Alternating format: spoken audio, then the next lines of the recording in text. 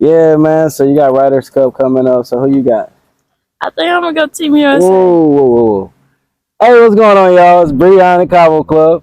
We over here with Baylei, man. Big Baylei, Not the little one, not the little but one. So go ahead and introduce yourself, Baylei. I'm Baylei Sandford. I'm a University of Maryland Eastern Shore commit. I'll be playing D1 golf in a couple days. Oh yeah, oh yeah. So before we jump into that, man, let's get to know you a little bit, man. Take me back to the first time you picked up a golf club. What got you hooked on the game?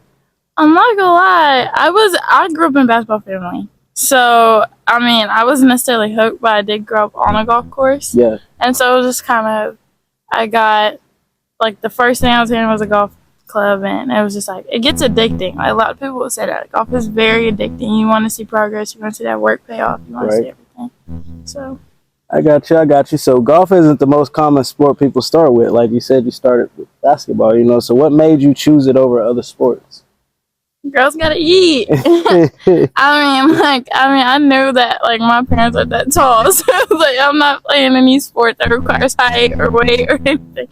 And so I was like, let me just, but it's very hard not to fall in love with golf, for sure. It's very hard to like kind of avoid it. Yeah. Because once you get in, you're hooked. You want to, like I said, you want to see that work pay off. You want to see that progress. You want to win. Right. Because it's not common to win in golf. That's what makes it so special. Like, you gotta earn it. Got you. I got you. I like that. So it still got some competition levels into the mix of it. So who was the first person to truly believe in you as a golfer, and how did that shape your confidence? I would say probably like my parents. I mean, I don't. They knew I was playing golf. I didn't have a choice, honestly. Yeah. But it was just kind of like they threw me in those tournaments at a super young age. And once you start actually competing at such a young age, like, that's what I want. I was hungry. And they genuinely did push me. Like, my parents have a whatever it takes, no days off mindset. And that definitely is instilled in me.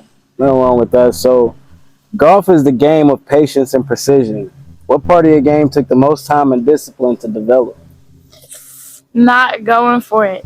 Not going for the ball all the time. Like, I don't really know how to explain it, but it's kind of like I have this mindset where layups are for basketball. So if I have like this shot that's like a 50-50 mismake, I'm going to go for it every time. Like, I'm going to go for it.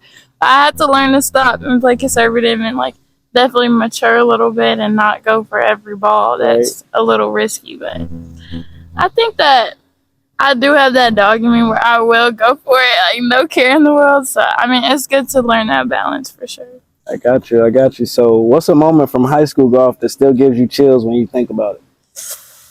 I'll say probably the first time we qualified for regionals. Ooh. Yeah, like, we were the first team to do it in a really long time. And we all worked really hard to get there. Because, like, in golf, only the top 2 teams advance from districts. So it was, like, finally, like, knowing that we made our mark. And then I'd also say, like, we had, like, signature pink polos. Like, our school colors are not pink. Like, they were never pink. We always never, like, but one year we're just like, we're going to do pink. Well, next year, like, we had worked so hard and earned all our stripes and so on and so forth. Like, you saw more people with pink polos who also didn't care. You know, like, we started that. We the blueprint. The trendsetters. I dig it. Gotta be. So it was nice. I got you. I got you. So tell me about a time you broke through a mental block on the course and how it changed your approach. I mean, golf it's very hard to avoid, like, getting in your head. You're stuck on a golf course for 4 or 5 hours, and you're competing at every shot you hit like, matters. And it's just like, you will get mental blocks. It's kind of like, am I going to sit here and dwell on it, or am I just going to hit this next shot? And will I sit here and make one bad shot a bad hole, or will I sit here and make a bad shot a good shot and just keep pushing? And I think it took me a while, because when I used to blow up like crazy. I used to be like, I have the biggest attitude the whole rest of the time I was playing. But then I just realized it's hurting me. Like, you gotta be great. Like, I feel like with all athletes, you gotta have that mindset where you gotta, like, reset, refresh. Right. Because in golf, there's no subs, there's no timeouts, there's no breaks. You're on go the whole time. One bad shot cannot define your whole round. Never knew. There's no timeouts in No, golf. you don't get no breaks, nothing. So like in between, like Like that's the only time in between holes. Like you're walking in between, like one hole to the next hole. That's it. And then you think just about it, go. you better fix your attitude on that walk to that next hole. Yeah, I be dancing it off in the middle when I'm walking to the next hole. I'm like, no way, I gotta Yeah, shake it out, shake it out. that's what's up, though. I mean, but I never knew that. So tell me this: walk me through a typical week of training. How do you balance course time with off course work? So I actually work 40 hours a week. Ooh, Yeah, so only days off I have are Thursdays and Fridays. First off, but honestly, I work 11 to 7 every day. So I come up to the course at like 8 a.m. I leave at 10:15. Go home, go to work, and then I go to the gym after. On Thursdays and Fridays, I typically play like 18 holes and just get it done with. get that I'm work usually in. here a lot. Get that work in. I'm here a lot. So long tournaments can test your focus. How do you keep your mind locked in from the first hole to the last? It's a battle. Luckily, like golf, like we have the front nine, we have the back nine, and I really do see the back nine as like a reset. It's kind of like it's not a break, but it is halftime, and you can either like once your front nine's locked in, you can't change it, but you have 9 more holes to here and correct that, and so it's just kind of like that's how you kind of push through. You just separate the two. Gotcha. Like, what am I gonna do better if I play good on the front nine? Well, we still gonna do better. Like it's just You ain't got no choice. exactly. Like, you just gotta push it. So I mean, just looking and listening, it's golf has diagonally the same similarities as other sports. You feel me? A Like lot of it. you start and finish, even though you swinging a golf club, but the competition level, the competitiveness. I think it's a lot mindset. higher. Yeah, like I think it is, and it's just because golf doesn't have to do with genetics. Doesn't have to do with anything. Is this person that you're? Because on top of that, you're with 3 random people you've never met a day in your life. Right. When you're competing, and you're not competing against them. Not. But you can't see them as competition. I mean, you got to sit with them for 5 hours. You can't sit here and be like a weirdo to them. So it's just kind of like, it's you in that course. And that's it. Yeah. You don't have teammates sub you out. You don't have timeouts. You don't have resets. You don't have refreshes. It's competitive. You got to eat. And people have to realize you're watching the people you're playing with. And if they are better than you, if they What's one drill or practice habit? what does one drill? What's one drill or practice habit that's made the biggest difference in your game? I will preface this by saying short game is key. But when you're out on the range, like I know, like I'm personally like a very long hitter, and I'm trying to sit here and capitalize off of that. So like a range drill I do is either like a hole drill. So I'll hit my driver, and then I'll hit an iron, and like on the range there's kind of like pins. Yeah. So like you're hitting towards that pin. But I also do like a 9-ball drill. So I'll take an iron, and you're hitting 18 balls. You hit 9 first, and you have to hit that fairway, hit that hole, hit that pin. If you don't, you restart the whole drill. And you have 18 balls, mind you. That 9, it's just 9 at first, 9 in the second half. So, yeah, it's a lot. Working on precision and a little bit of accuracy there. A little bit. You know. So, academics and school life. We're going to jump into that. So, how has balancing academics with competitive golf prepared you for the next level? Communication skills. Like, I'm personally very shy. Like, I don't, like, but I'm, like, very involved in the school. I'm very, like, nerdy, I would say. Like, a lot of golfers are really smart. Like, one of my teammates literally graduated summa cum laude, 4.3 GPA, like, a whole thing. Another one of them, all of them are just real smart. Like, I'm considered the dumb one. Shout out teammates. Right. Don't do yourself like that. I'm just like, because I over here with a 4.0, I'm considered dumb compared to them. Like, they're that smart. They're really that smart. Like, you have to understand that. My teammates are, like, it's no joke. But it's like building a relationship with people. Like, because we're not like the football athletes, basketball, where you have games at night and you go to school the next day. We don't go to school at all. When you're competing, you're missing 1-2 days. And you're missing that work. The teacher's not going to stop class for you, so you have to be like, hey, what am I missing? Like, I won't be here. And that really does help, like, as an athlete, because you just build that relationship with your teachers, and on top of that, like, it helped me, like, they would even give me the work early, just like get it done Get it when I done. get back. So it's nice. That's what's up, man. But I like how you worded that because it's plenty of times. I mean, me and my guy knows. Being a student athlete, you leave school, like you said. I ran track in high school. I Exactly. ran So indoor y'all missed outdoor. too, yeah. So if you miss a day, you come back. You didn't miss the homework, but it was up to you. Yep. In college, it was the same way. So I like that answer. So was there a teacher or a mentor at Travis High who helped keep you grounded? Who helped kept you grounded or motivated? Sorry. Our DB coach and my athletic coordinator. Mm. So that's about, love him. But he definitely like provided like a safe room for me to go to, like, as a student athlete, as somebody involved in so much stuff, as somebody who like is doing so much. Like, I could go to his class, get my work done, or just go to his class and chill out for a little bit, and like just hit pause during school. And the same thing with Kessler. She was a big step in my recruiting process. And without her, I probably not would not have know what the hell I was getting myself into. But without those two, I definitely think that I would have struggled. Shout out to Mo and the other coach, Kessler, yeah. Miss Chesler. Appreciate y'all. So now with your decisions with college and future goals, why was University of Maryland Eastern Shore the right choice for your golf career and your education? So, if you've ever been up to, obviously not, it's a very small school, but the school is very high tech when it comes to golf. And that's something as a golfer, it's hard to say no to it. They have a lot of tech, they have a lot of the new stuff. They have a PGM program, which is professional golf management. So, if you want to work here, if you want to teach golf, if you want to manage a golf, they have that program, which literally means that we have all the facilities because they're teaching there a lot. Yeah. We also have access to a bunch of courses. And then, on top of that, I wanted a coach that wasn't going to keep me where I was. I think that a lot of golf coaches, they see your greatness and like, we just need you to do that. I don't want to be here when I leave Eastern Shore. I want to be better. And that's like a very key part of why I chose school. It's also super small. They have my major.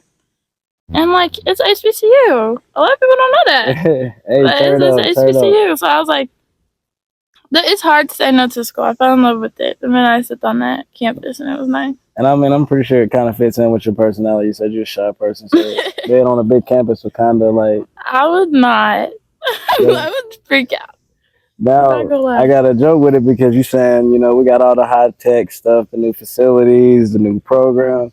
So it brought me to Happy Gilmore. Y'all like that? They out here twitching y'all's back muscles so y'all can hit the bar a little farther. I actually haven't met their AT or their PT yet, actually. But I mean, probably. I'll say that. I'm gonna need my fix real soon. But yeah. Alrighty, man. So what's one goal you want to accomplish in your first year of college golf? But it's on the map. So and also just put my name on the map. I feel like I've been in Houston my whole life, and I'm very known. Like, I made myself very clear. I made my statement here, and it's time for me to open up and do it again. And build that. And we just got a new head coach, so we are the first team that he has so far recruited for real. And we're not here to play, I guess. Like, we don't eat. It ain't no, I guess you making a statement. It's here to be known. So yeah, definitely gonna be on the eye on this. So by the time you graduate, how do you want to be remembered at Maryland Eastern Shore?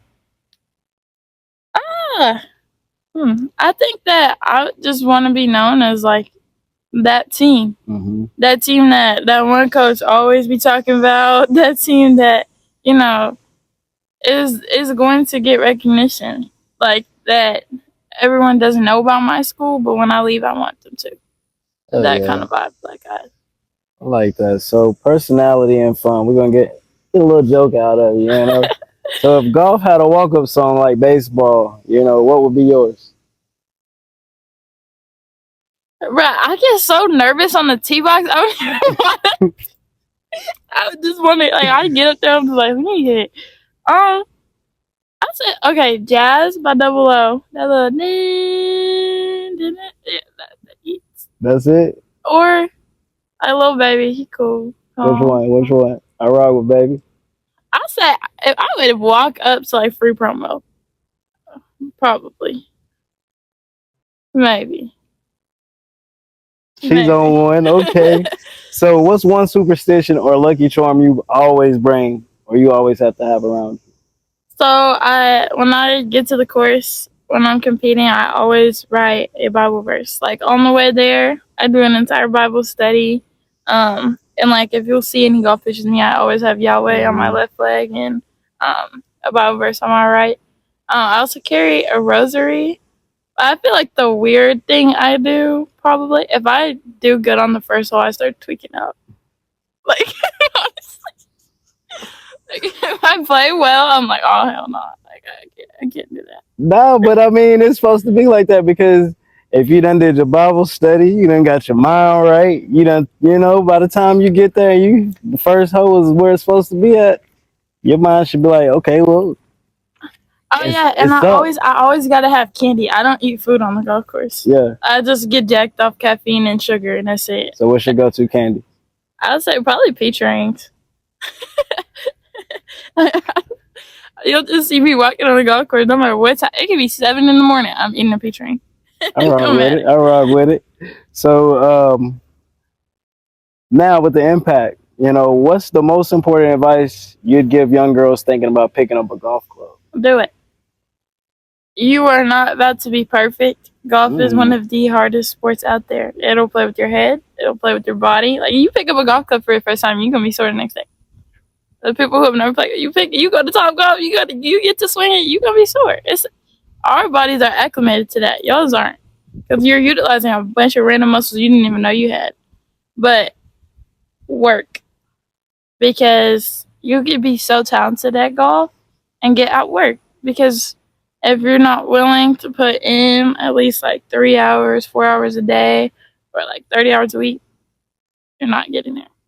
Because I promise you, if you get outworked, you're done. So, you gotta eat. You gotta want it. You got me about ready to go pick up a 9-hour right now. about to go out and get my Tiger on. So, how do you define success in golf outside of winning tournaments?